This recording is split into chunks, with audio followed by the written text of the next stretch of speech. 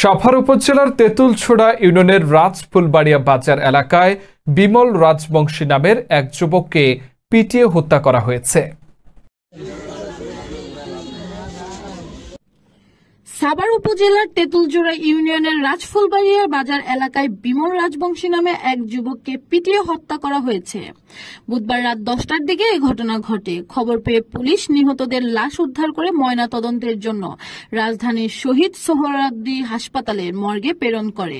Police জানায়, গতকাল রাতে বিমল রাজবংশীর সাথে তুচ্ছ ঘটনা নিয়ে ঝগড়া বাঁধে নারায়ণ রাজবংশীর মধ্যে। এ সময় নারায়ণ রাজবংশী বিমল রাজবংশীকে পিটিয়ে হত্যা করে। এ সময় তাকে বাঁচাতে গেলে শিল্পী রানী ও উশান্ত রাজবংশীর নামের আরো দুইজনকে পিটিয়ে আহত করে পালিয়ে যান তিনি। পরে সকালে খবর পেয়ে পুলিশ নিহত লাশ উদ্ধার করে ময়না তদন্তের জন্য রাজধানীর হাসপাতালের মর্গে প্রেরণ করে। সাভার মডেল থানায় ওসি জুয়েল মিয়া বলেন, হত্যাকারীকে আটকের চেষ্টা চলছে। এই ঘটনায় সাভার মডেল থানায় একটি হত্যা মামলা দায়েরের প্রস্তুতি চলছে।